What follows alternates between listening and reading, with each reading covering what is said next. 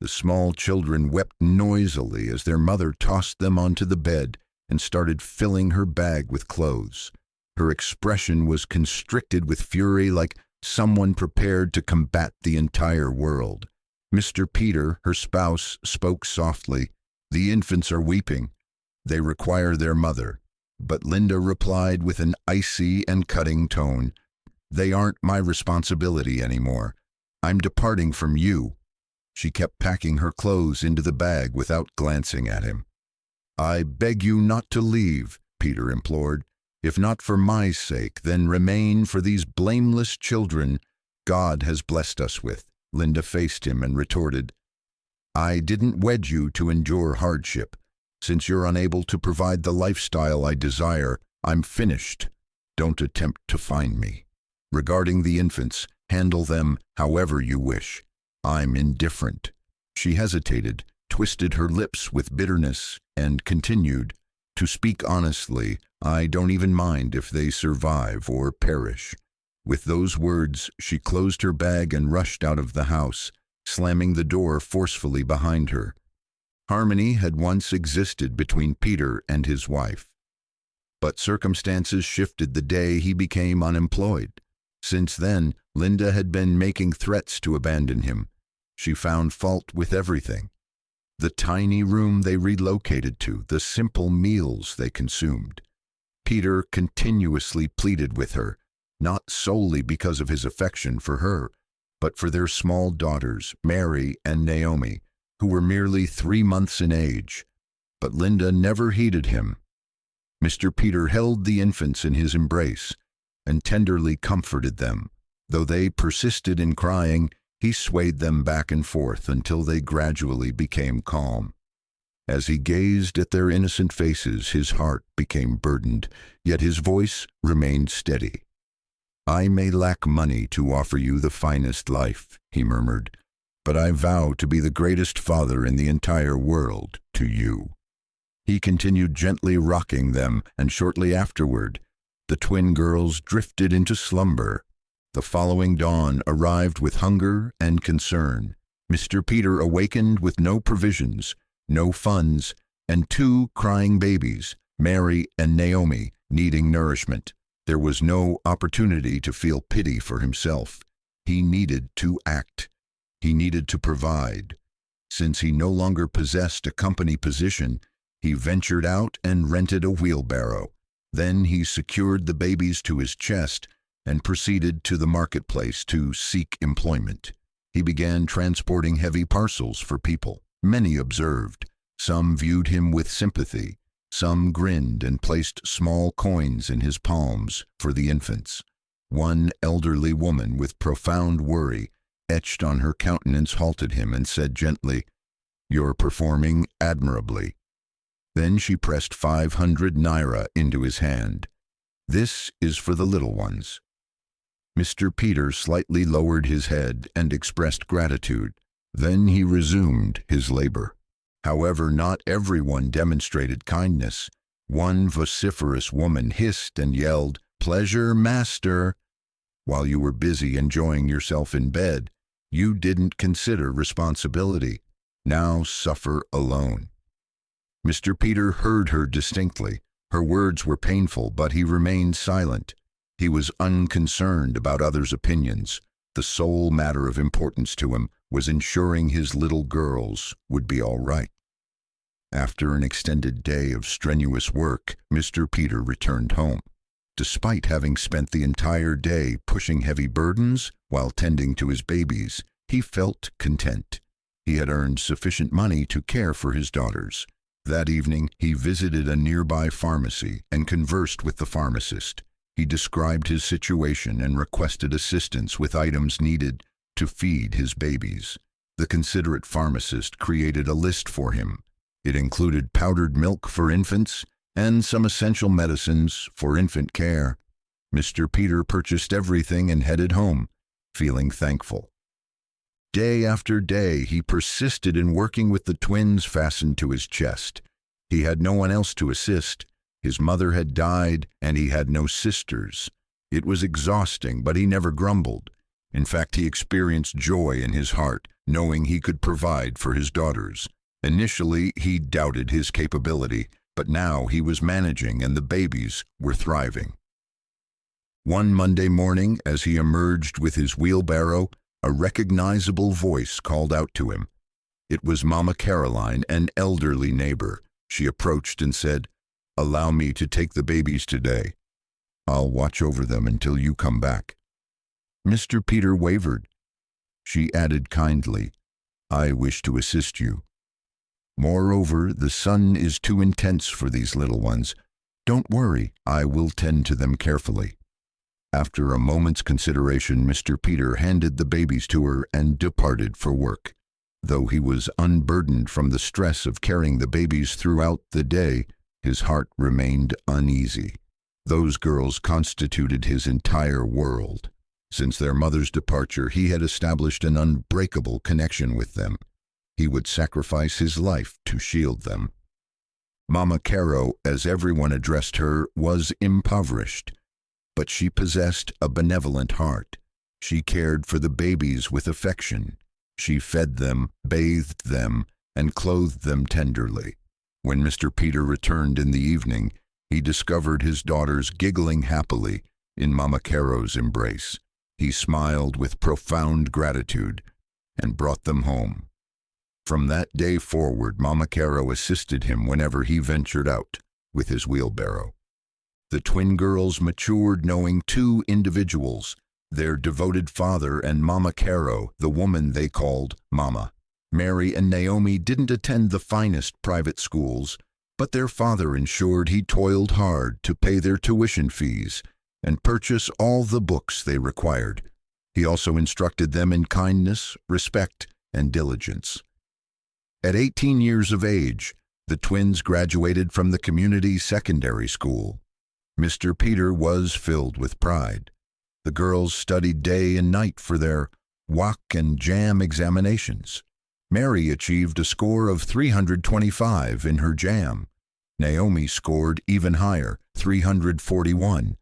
Both of them gained admission to study medicine and surgery at the same university, but that marked the beginning of the genuine struggle. One afternoon, Mary and Naomi arrived home laughing and brimming with excitement.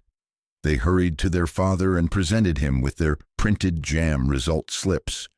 Mr. Peter smiled and congratulated them. "Oh, my daughters, you've performed excellently. I am so proud of you. Now I can walk in the city with my head held high. My daughters will soon become doctors," he said, pretending to walk like an important person. His chest expanded with pride. They all laughed together. The house was filled with joy. But later, Mr. Peter entered his room quietly, and his smile vanished. He sat on the edge of the bed, silent and dejected. He possessed no money, not even enough to sponsor one of them. He was entirely destitute. He lowered his head and whispered to himself, "All these years of hard labor, now my daughters have succeeded, and I can't pay their fees." He felt as though he was drowning, helpless and embarrassed. But then he clenched his fists and muttered, "No, I won't allow money to impede them. I will do whatever is necessary. My daughters must become doctors." The following morning, Mr. Peter rose very early, long before the twins awakened. But this time he didn't carry his wheelbarrow. He knew deep within his heart that what he needed now far exceeded what that old barrow could provide. He walked with heavy steps to the residence of a wealthy man in the neighborhood and requested to speak with him. The rich man, still in his pajamas, regarded him with suspicion. "What business brings you to my house at this early hour?" Mr. Peter knelt down and said, "Please, sir, I want you to employ me as your houseboy. I will obey all your commands. Wash your clothes, prepare your food, clean your compound. Just help me send my two daughters to the university. I will work for you like a slave until they graduate." He explained to the rich man how Mary and Naomi were his life, the only joy remaining in his world. He implored the man with all his heart. But the rich man shook his head and said coldly, Educating 2 students in medicine and surgery is no simple task. I will not do it." Mr. Peter stood up quietly and departed. He didn't cease there. He visited 5 more wealthy homes, one after another. Each time he knelt and pleaded, offering to serve in exchange for his daughter's education, but they all refused. Tired and shattered, Mr. Peter returned home. For 2 days he came back from work without saying much. He was quiet. His heart was heavy. He didn't know how to inform his daughters that their dreams might not be realized. But one evening he gathered his courage and summoned them into his room. "My daughters," he said softly, "I'm sorry. I failed you both. Please forgive me. I made a promise long ago when you were small that I would send you to the ends of the earth to study. But now I don't even have enough to send you to the university." He attempted to remain strong, but his voice cracked. He turned his face away and swallowed hard to prevent the tears. Naomi stood up and said gently, "Daddy, there's nothing to forgive. We understand how much you care for us. We know you would have sent us even to the moon if you had the money." Mary added, "Whether we attend university or not, we love you always." They both wrapped their arms around their father and hugged him tightly.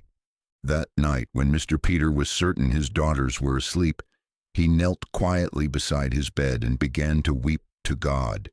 His voice was low, but the pain in it was profound. "God, please assist me. I have nothing, but you possess everything. My girls deserve this opportunity. Please, Lord, help me send them to school." He wept bitterly, striking his hands on the floor. His shoulders trembled. He implored God like a man drowning in sorrow. Mary and Naomi were awake. They heard everything. It tore their hearts to pieces. Throughout their lives, their father had been their strength. He never cried, never complained, even when life was difficult. But tonight he was crying, weeping because of them. They buried their faces in their pillows and sobbed quietly. The next few days passed with a little tranquility in the house. Mary and Naomi, though sad, remained resilient. They took a courageous step. They went to university and postponed their admission. It was painful, but they had a plan. They wanted to work, save money, and assist their father by the next year. One day they ventured out together to search for employment. After numerous rejections, they found one in a clean and respectable restaurant. Mary and Naomi began working there immediately. They welcomed customers with smiles, served food with attention, and showed respect to everyone. Customers appreciated them and gave them generous tips. Some men attempted to exploit their poverty, but the twins stood firm. They refused to compromise their dignity. They saved almost every penny they earned. At night, they would count their money and pray with their father. Mr. Peter never ceased praying for them. Every day he knelt down and called upon God to bless the work of their hands. After approximately 7 months of hard work, saving, and prayer, Mary and Ella opened a small restaurant of their own. It wasn't spacious, but was clean, tidy, and beautifully arranged. They prepared delicious food and treated every customer like family. They also utilized social media to advertise. Before long, customers started arriving in large numbers. The small restaurant became popular. Mary and Naomi were finally prospering. They continued saving every bit of the money they earned. The aspiration of becoming doctors still burned in their hearts, but life had its own trajectory. A twist of fate. Destiny, however, had something different in store. One evening, after a long, exhausting day at the restaurant, Mary was cleaning the tables when she noticed a black briefcase under one of the chairs. "Look, Naomi," she said, lifting it up. "Someone must have forgotten this." Curiosity overwhelmed them. They opened the briefcase carefully and froze. Inside were many important-looking documents and a thick stack of American dollars. Naomi's eyes widened. This person must be very wealthy. They didn't delay. They closed the briefcase and took it home. When Mr. Peter saw it, he listened to girls attentively, then nodded. You did the right thing bringing it home. Don't worry, the owner will definitely come looking for it. This bag is too valuable to misplace.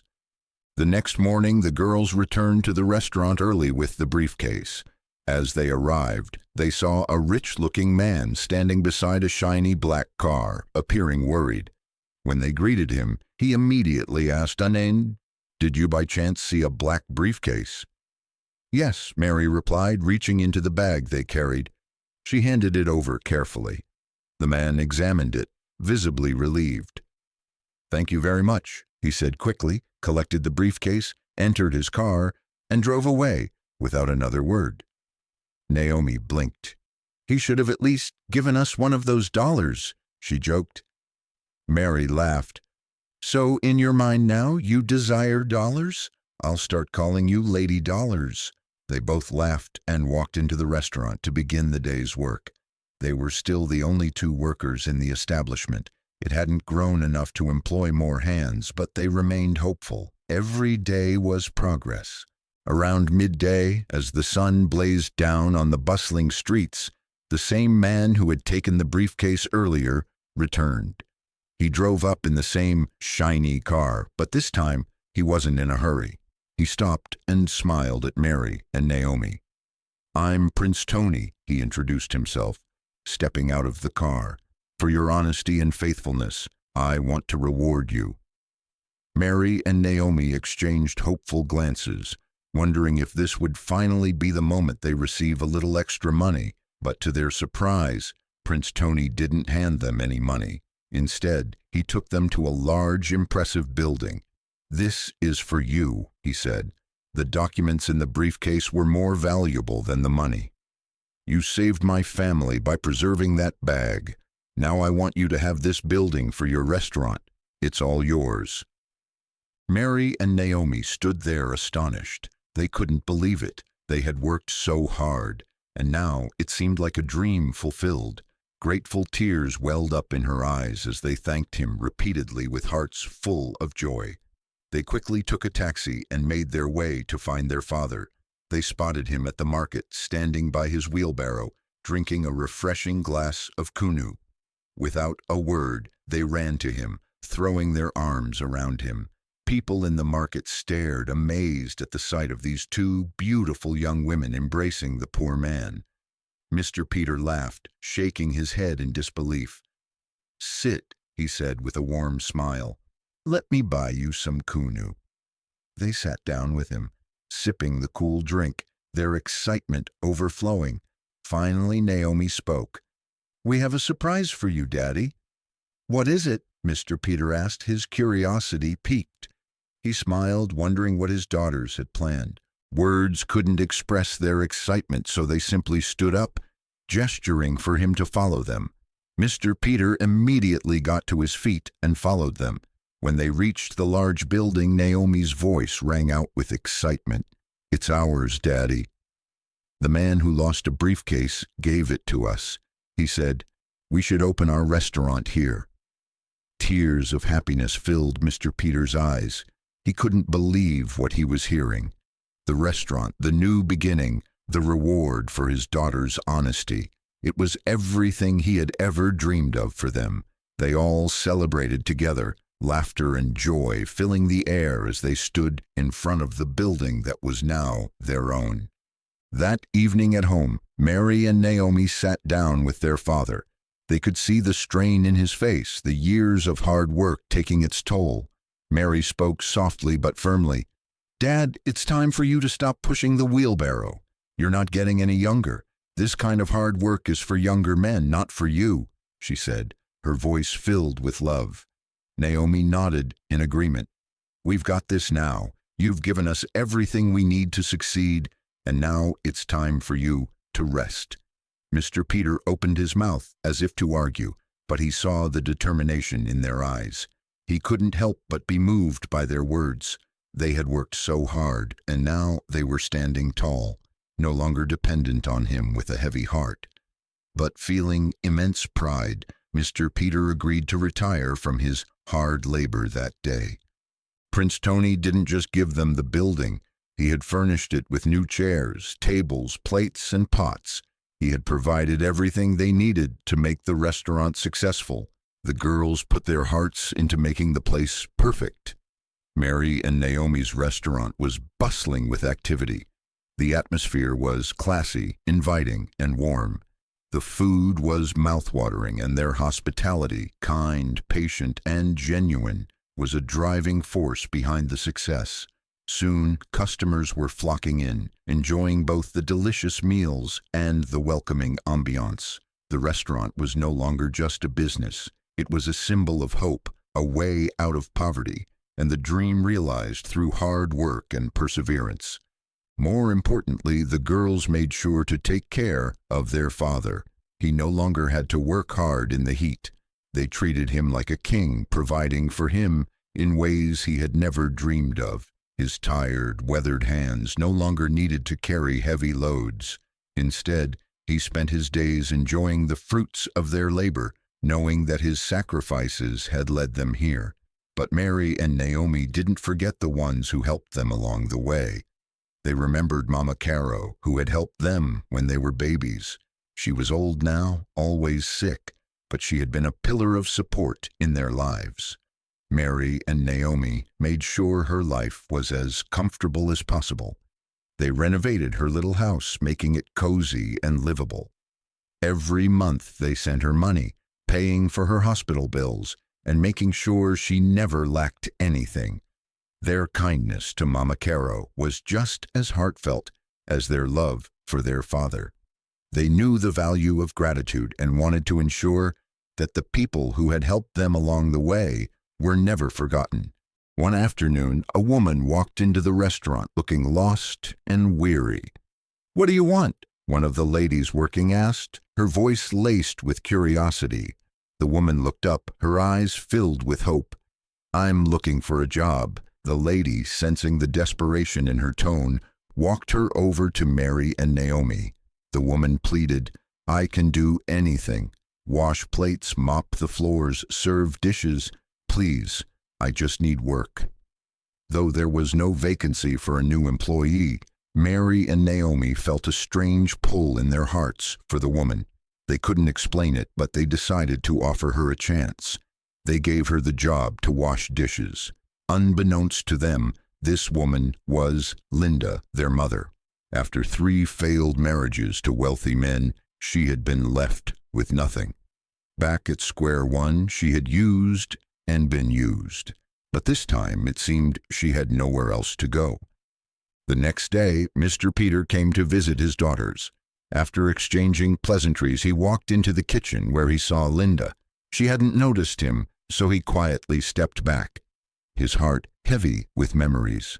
He found his daughters and sat them down, his voice tinged with a quiet seriousness. "Do you have a new dishwasher?" "Yes, Daddy," Mary replied. "Do you know her?" "No," they both answered, looking puzzled.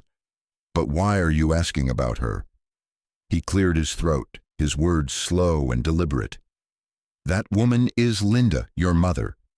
Naomi's eyes widened in disbelief. "What? Our mother?" "Yes, she is your mother. After she left, I burned every picture of her. The memories were too painful. So, you've never seen her face." The 3 of them walked into the kitchen. When Linda saw Mr. Peter standing there, her face drained of color and she froze, unable to speak a word. Mr. Peter took a deep breath and turned to Linda, his voice steady but heavy with emotion. "The women who employed you, they are your daughters." Linda's face drained of color, her lips trembling as she whispered, I am so sorry. I am so sorry, my daughters." The words came in soft sobs, barely audible, as she bowed her head in regret. Mary's face hardened, a storm of emotion brewing in her eyes. "You have to leave," she said firmly. She picked up a handful of cash from the counter and handed it to Linda. "This is more than you have worked for. Go somewhere." "I don't know you, and you are not my mother. My mother is Mama Caro, not you, stranger." Her voice broke at the last sentence. but the anger still burned in her heart. Naomi, who had been quietly watching the scene unfold, wrapped her arms around her sister, holding her tightly. "I know you're hurting, Mary, and so am I," she said softly, her voice filled with compassion. "But please don't send her away. Not now. She needs our help." Mary's face twisted with grief, her tears starting to flow freely. "I don't want to help," she whispered. Then, pointing at Linda, she cried out, "This woman abandoned us. She went her way while we were left to fend for ourselves. She left us with our father to suffer and die." The pain in her voice was raw, the truth finally spilling from her heart. Her sobs echoed through the room, deep and painful. The tears seemed endless, but slowly, as the emotion poured out, she began to calm. The weight of the grief lightened, even if just for a moment. Linda, trembling, reached out to them, her voice filled with remorse. "I am sorry, my daughters. Please forgive me. I was young, foolish, and selfish. Please forgive me." That evening, Mr. Peter sat down with his daughters, his face etched with quiet sadness. The conversation that followed was a hard one. The air was thick with tension, but in the end, their hearts softened. They forgave Linda, though it was not an easy decision. The next day, Mary and Naomi decided to give Linda a new role in the restaurant. They couldn't bear the thought of her still washing dishes. She would be the matron, overseeing the operations, a role that would allow her to show responsibility and respect. At first, Linda seemed to embody the kindness the restaurant needed. The workers had no issue with her, and customers seemed to warm to her gentle presence. But over time, something changed. Linda's temper flared. Her once soft voice became sharp and commanding. She began to bully the workers, snapping at them for minor mistakes, her attitude souring like spoiled food. The atmosphere in the restaurant grew tense. Workers started to avoid her, and customers began to notice the shift in tone. Slowly, like a slow leak in a boat, the restaurant's patronage began to dwindle. The warmth and joy that had once filled the place were now replaced with unease. Mary and Naomi noticed a change, but didn't know how to fix it. The business they had worked so hard for seemed to be slipping through their fingers. Mary and Naomi sat their mother down one evening, their faces somber and full of concern. They had to talk to her about her behavior, hoping she might listen. But when they spoke, Linda's defiance was clear. "I am your mother," she snapped, her voice cold. "I brought you into this world. You can't tell me what to do." Mary, feeling the sting of her mother's words, tried to keep calm. "You are here to help us, but your attitude is destroying everything we work for." Linda's eyes narrowed and she continued, "Where is your father? The one you always give money to. He's lazy, just sitting at home, and you give him everything. But me, all you give me is my salary." Mary's face darkened with anger. "I will have a problem with you if you ever speak badly about my father again," she said firmly. But Linda wasn't done. "You don't love me," she shot back, her voice dripping with bitterness. "You're just managing me here." The conversation quickly turned into a heated exchange, with neither side willing to back down. Finally, after the tense meeting, Mary and Naomi went to their father, exhausted and frustrated. Mr. Peter listened quietly before speaking, his voice heavy with experience. "She is still your mother, but if you allow her to continue in the restaurant, she'll destroy everything you've worked so hard to build." After much discussion, Mary and Naomi came to a decision. The next day, they told Linda that she would no longer work in the restaurant. Her reaction was swift and full of anger. "I know it's your stupid father who poisoned your minds against me," she yelled, her voice shaken with rage. The insult stung, but Mary and Naomi stood firm. They watched as their mother stormed off, her harsh words lingering in the air. Despite the pain of their mother's departure, the twins didn't leave her without support. They opened a small shop for her right in front of her house, allowing her to manage herself. It wasn't the ideal solution, but it was something. Mr. Peter, though hurt by everything that had happened, still longed for the days when things had been better. He wanted to forget the past and bring Linda back into their lives as his wife. But Linda's behavior had pushed him too far, and he couldn't reconcile the pain she had caused. Meanwhile, the restaurant flourished. With Linda gone, the atmosphere improved and business boomed. Word spread about the warm, welcoming service and delicious food. Soon, the restaurant was thriving like never before. Mary and Naomi expanded, opening new branches in cities all across Nigeria. Their hard work and dedication had paid off, and they were finally seeing the fruits of their labor. But it wasn't just the money they had earned. It was the peace they had found. Their father was content, no longer burdened by the toxic presence of their mother, and the restaurant once again was the heart of their success. Now that money was no longer a problem, they sat down and talked about their dream of becoming medical doctors. Naomi spoke first, her voice soft yet sure. "The fire is no longer inside of me. I love my business." She looked around the restaurant, watching the hustle of customers and staff, and felt a deep sense of pride. What had started as a dream to become doctors now seemed distant, almost irrelevant compared to the joy and purpose they found in their work. Mary, nodding in agreement, smiled warmly. "This business is God's answer to our Father's prayers. I, too, don't want to be a doctor anymore. I love this business." Her eyes sparkled with excitement, not for a medical career, but for the thriving establishment they had built, a place where they could continue helping others just in a different way. Together they shared a quiet moment, their hearts at peace with the path they had chosen. The ambition that once burned bright for medicine had been replaced by a passion for their business, and they knew they had found their true calling. As time passed, suitors began to appear for Mary and Naomi, and they were both ready to start a new chapter of their lives. The excitement of planning their weddings filled the air, and the twins decided to set the date for the same day, a day that would be shared with their new husbands. But there was concern about leaving their father alone. After some thought, the girls decided to address the matter. One afternoon, they sat down with their father, a little nervous but determined. Mary began with a gentle voice. "Father, we know you are happy that we have found husbands, but we are troubled that you are still alone. Not all women are like our mother, and we believe there are good women out there." Naomi picked up where her sister left off. "Daddy, we have found you a nice woman."